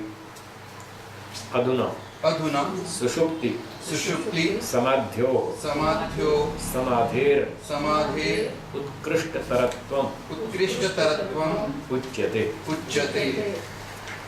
अब सुषुप्ति और समाधि, इन 2 की तुलना करेंगे। पहले 3 की, और 3 में बेस्ट कौन सी हुई? मोक्ष। मोक्ष। तो मोक्ष अलग हो गया, अब 2 बच गए, समाधि और सुषुप्ति। अब इन 2 की तुलना करेंगे, और इन 2 की तुलना में समाधि उत्कृष्टतर है, समाधि ज्यादा अच्छी है, ये बात बताएंगे। सुषुप्तितः, सुषुप्तितः, समाधि वैशिष्ट्यम, समाधि वैशिष्ट्यं, प्रदर्श्यते। प्रदर्श्यते। सुषुप्ति की तुलना में समाधि की विशेषता भी दिखलाएंगे, और उसको इससे उत्तम बतलाएंगे, बढ़िया बताएंगे। यत् यत् अभ्यास वैराग्याभ्याम, अभ्यास वैराग्याभ्यां, लब्ध समाधिर्भवति, लब्ध समाधिर्भवति, जीवन मुक्तो, जीवन मुक्तो, जीवन सन, जीवन सन्, मुक्तो, मुक्तो, न तो नितांत मुक्तः, न तु नितान्त मुक्तः, तस्य तस्य सशरीरत्वात्। सशरीरत्वात्। ये बताएंगे कि अभ्यास और वैराग्य से समाधि प्राप्त होती है।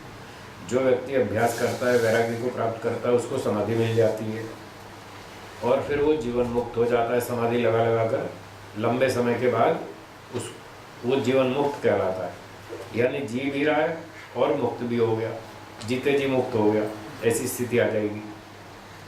नितांत मुक्त नहीं कहलाएगा अभी, क्योंकि शरीरधारी है, अभी शरीर धारण किया हुआ है, इसलिए वो नितांत मुक्त, पूरी तरह से मुक्त नहीं कहलाएगा, जीवन मुक्त कहलाएगा, जीते जी मुक्त।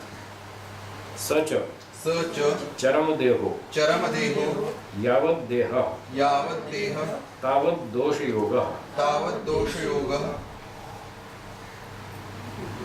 क्लेश कर्म क्लेश कर्म, योगवान, योगवान, भोगारूढ़ः, भोगारूढ़ः, चक्र भ्रमणवत्, चक्र भ्रमणवत्, धृत शरीरो, धृत शरीरो, न अनर्थ भाग न अनर्थ भाग भवति। भवति।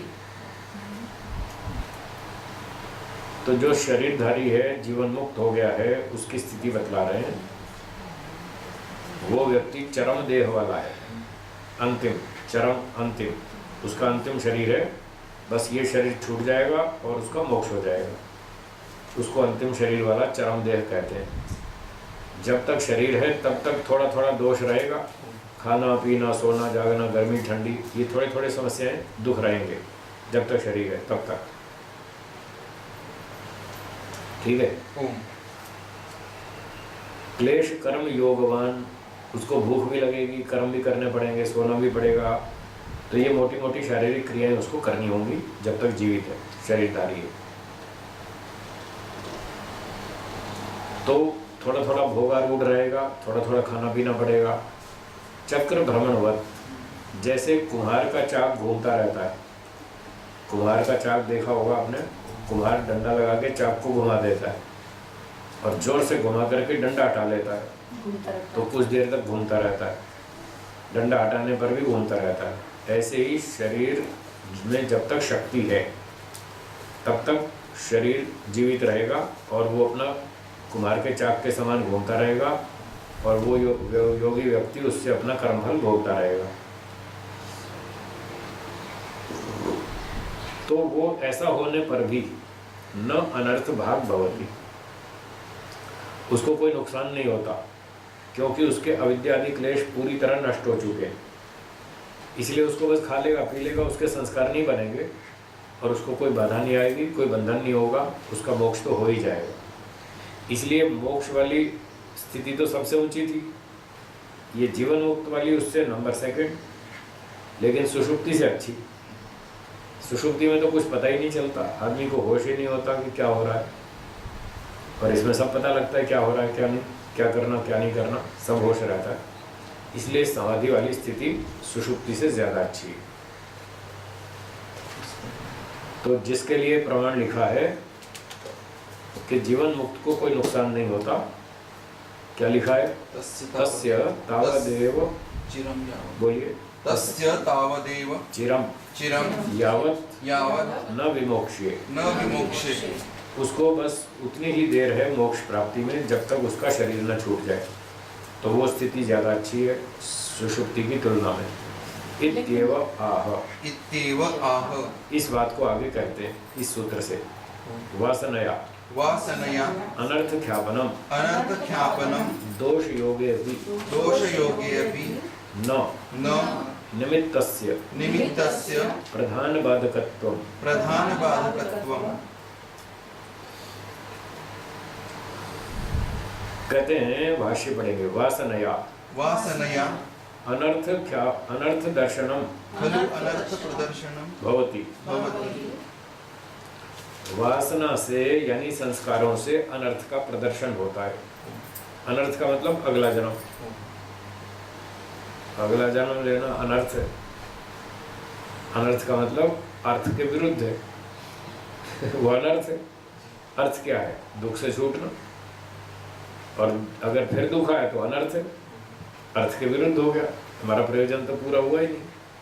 तो अगला जन्म लेना अनर्थ है, और वो अनर्थ का दर्शन क्यों हो रहा है? क्योंकि संस्कार बचे हुए, इसलिए का वासना से अनर्थ का दर्शन होता है, दुख भोगना पड़ता है। अभ्यास वैराग्याभ्याम अभ्यास वैराग्याभ्याम लब्ध समाधिकस्य लब्ध समाधिकस्य चरम देहस्य चरम देहस्य जीवन मुक्तस्य जीवन मुक्तस्य वासना वासना न अवतिष्ठते। न अवतिष्ठते। अब जो अभ्यास और वैराग्य का प्रयोग करता है, इन दो उपायों से उसको समाधि प्राप्त हो जाती है। समाधि प्राप्त व्यक्ति का जो चरम देह वाला है, जीवन मुक्त हो चुका है, उसकी वासना टिकती नहीं, वो मर जाती है। तो मर जाती है तो अगला जन्म नहीं होता, अगला जन्म नहीं होता तो अनर्थ का दर्शन नहीं होता, दुख से छूट जाता है। इसलिए समाधि में ये अच्छी बात है कि समाधि से संस्कार नष्ट हो जाते हैं। हो गया, उसकी अब भविष्य की सुरक्षा हो गई, अब उसका अगला जन्म नहीं होगा, उसके संस्कार नष्ट हो चुके हैं, राग द्वेष काम क्रोध के अविद्या के, तो उसका अनर्थ का प्रदर्शन रुक गया। बोलिए।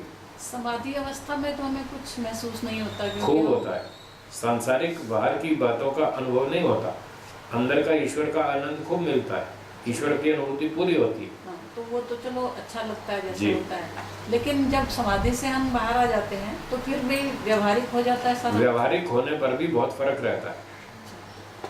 आम आदमी तो राग द्वेष में डूब जाएगा, वो अपना वैराग्य बनाए रखेगा, वो राग द्वेष में नहीं डूबेगा। समाधि भले ही छूट गई, खाना वो भी खाएगा, आप भी खाएंगे, आप स्वाद ले लेकर खाएंगे, वो जीने के लिए खाएगा, ये फर्क रहेगा, मतलब लिप्त नहीं होगा, लिप्त नहीं होगा। वो दुनियादारी। ईश्वर का आनंद लेता है, सब्जी मिठाई का नहीं लेता, हाँ खीर पूरी हलवे का आनंद नहीं लेता, वो ईश्वर का लेता है। इससे बढ़िया मिल रहा है, वो घटिया क्यों लेगा? इसलिए उसको कोई नुकसान नहीं है, वो फायदे में। तो उसकी समाधि से वो वासना नहीं टिकती और नष्ट हो जाती है। तस्य तस्य चरम देहस्य चरम देहस्य वासना अभावात् वासना अभावात् तो उस अंतिम शरीर वाले व्यक्ति का वासना नष्ट हो जाने से, संस्कार राग नष्ट हो जाने से क्या लाभ होता है? कहते हैं क्लेश कर्म योगे क्लेश कर्म योगे भोगारूढ़स्यापि भोगारूढ़स्यापि न अनर्थ प्रदर्शनम न अनर्थ प्रदर्शनम भवति। भवति। अब उसके क्लेश तो संस्कार रहे नहीं, वासना रही नहीं, तो क्लेश कर्म योगे सामान्य भोजन आदि खाना, उसमें जीवन चलाने के लिए, शरीर चलाने के लिए इतना प्रयोग कर लेना और समाज सेवा परोपकार आदि कर्म करना, इतना होने पर भी भोगारूढ़स्यापि इतना खाते पीते हुए भी, सोते जागते हुए भी, ट्रेन में हवाई जहाज में यात्रा करते हुए भी अनर्थ प्रदर्शनम न भवति, उसका अनर्थ नहीं होगा। अब उसको बंधन नहीं होगा, क्योंकि बंधन उत्पन्न करने का जो कारण था वासना, वो मर चुकी है, इसलिए उसको कोई समस्या नहीं है। वो खा ले पी ले सो ले, वो तो मजबूरन कर रहा है, उसको कोई शौक नहीं है, कोई उसमें रुचि नहीं है, कोई सुख नहीं मिलता उसको, तो उसको ये हानि नहीं होगी। यतः तथा भूतस्य तथा भूतस्य चरमदेहस्य चरमदेहस्य योगिनः योगिनः पुण्य पाप कर्म पुण्य पाप कर्म जाति ही जाति न विद्यते। न विद्यते। क्योंकि इस प्रकार के अंतिम शरीर वाले चरम देह व्यक्ति की, है जीवन मुक्त व्यक्ति की, योगी की जो कर्म जाती है वो पाप पुण्य वाली होती ही नहीं, यानी वो सकाम कर्म करता ही नहीं, अच्छे भी बुरे भी कोई भी सकाम कर्म करता ही नहीं, तो उसको पुनर्जन्म नहीं होगा, तो उसको अनर्थ का दर्शन नहीं होगा। उक्तम ही अशुक्ला कृष्णा अशुक्ल कृष्णा सन्यासिनां सन्यासिनां क्षीण क्लेशानां क्षीण क्लेशानां चरमदेहानां चरमदेहानां इति। इति। तो योग दर्शन के व्यास भाष्य में ये बात बताइए कि जो सन्यासी होते हैं, क्षीण क्लेश, जिनके राग द्वेष क्लेश सारे नष्ट हो चुके हैं और चरम देह वाले अंतिम शरीर वाले हैं, उन सन्यासियों की जो कर्म जाती है वो अशुक्ल अकृष्ण होती है, न उसमें काले कारनामे होते हैं, न उसमें सकाम सफ़ेद होते हैं। तो सफ़ेद से यहाँ सकाम कर्म वो भी नहीं करते और पाप कर्म भी नहीं करते, वो निष्काम कर्म करते हैं, मोक्ष में जाते हैं, उनको कोई समस्या नहीं। निमित्तस्य प्रधान बाधकत्वं दोषाणां क्लेश कर्मादीनां निमित्तं वासना वासनया ही ते प्रवर्धन्ते। तो कहते हैं दोषाणाम, जो दोष हैं उनका, क्लेश कर्म आदि का जो निमित्त है वो वासना है, संस्कार है, अविद्या राग द्वेष आदि के, और वासना से ही वो और आगे बढ़ते हैं। क्लेशों से संस्कार और संस्कारों से क्लेश, योग दर्शन में हम पढ़ चुके, ये चक्र चलता रहता है लगातार।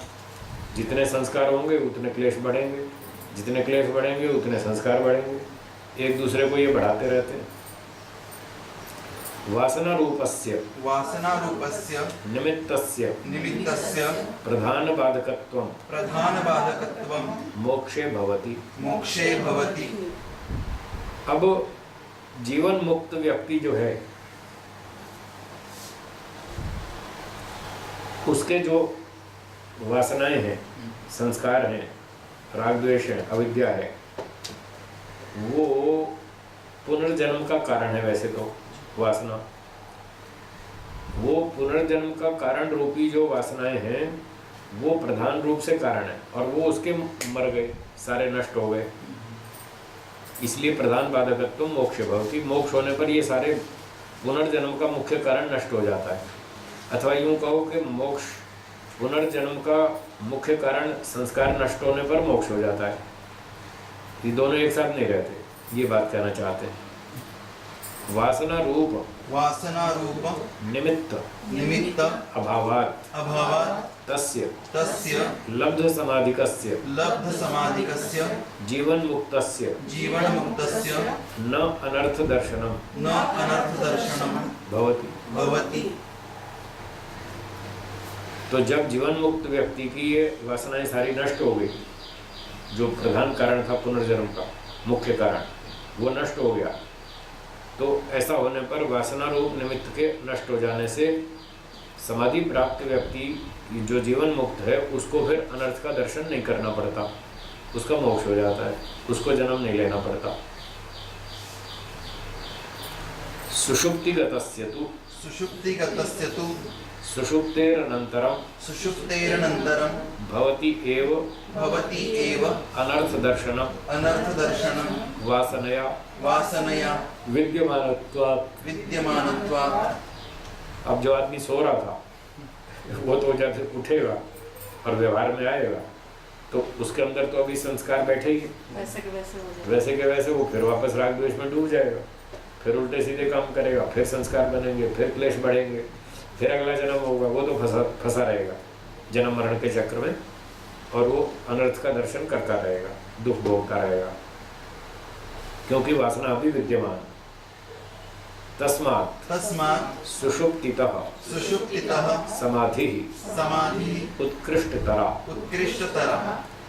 तो अब दो की तुलना हो गई, समाधि और सुषुप्ति दोनों में से समाधि ज्यादा अच्छी है, तो समाधि प्राप्त करो, पहले समाधि फिर मोक्ष। फिर मोक्ष। तीसरी तो कॉमन है, सबको मिलती है, सारे ही सो जाते हैं रात को, और इतना सोते हैं सुबह उठते भी नहीं उठना नहीं चाहते, सोते ही रहते हैं देर तक। तो इस प्रकार से सुषुप्ति सबसे छोटी है, घटिया है, समाधि उससे अच्छी है, और मोक्ष सबसे अच्छा है। ये तीन की तुलना हो गई। इस सूत्र में दो की बात चल रही है। तत्र ब्रह्म संपत्तिश्च अपि उत्कृष्टतरा सस्वात्मबोधा। तो तत्र इस समाधि में ब्रह्म की प्राप्ति भी बहुत अच्छी है, लौकिक अवस्था से बहुत अच्छी है, ब्रह्म की प्राप्ति होती है, उसमें आनंद, ज्ञान, बल, न्याय, दया, सेवा, उत्साह, बहुत सारे गुणों की प्राप्ति होती है। इस प्रकार से आत्मा के स्वरूप के ज्ञान सहित सस्वात्म बोधा, समाधि में अपने स्वरूप का ज्ञान भी होता है, ईश्वर का भी होता है, दोनों का होता है, और खूब आनंद मिलता है, ज्ञान मिलता है, बल मिलता है, उत्साह मिलता है। इसलिए समाधि सुषुप्ति से ज़्यादा अच्छी है। सुषुप्ति में तो होश ही नहीं रहता है, बस केवल थोड़ा सा दुख छूट जाता है, थोड़ा अच्छा लगता है सोने में, सात्विक सुख मिलता है थोड़ा सा, बस सामान्य लाभ है, उसमें बहुत ज़्यादा नहीं, और संस्कार बचे हुए रहते हैं, बार बार जन्म लेना पड़ता है। तो समाधि को प्राप्त करना चाहिए, सार ये हुआ। सूत्रार्थ है वासनया अनर्थ ख्यापनम, इन संस्कारों से अनर्थ का दर्शन होता है, बार बार दुख भोगना पड़ता है, बार बार जन्म लेना पड़ता है।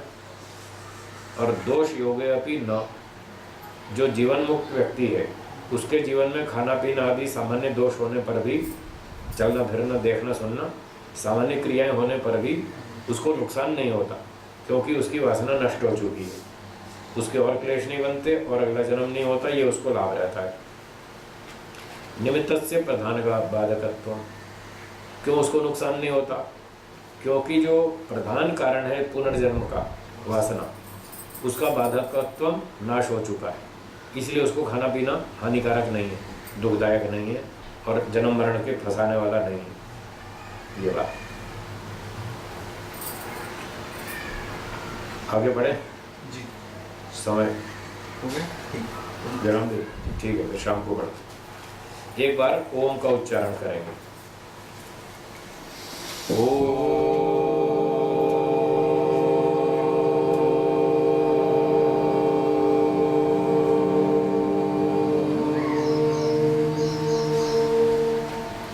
सर्वेभ्यो नमः।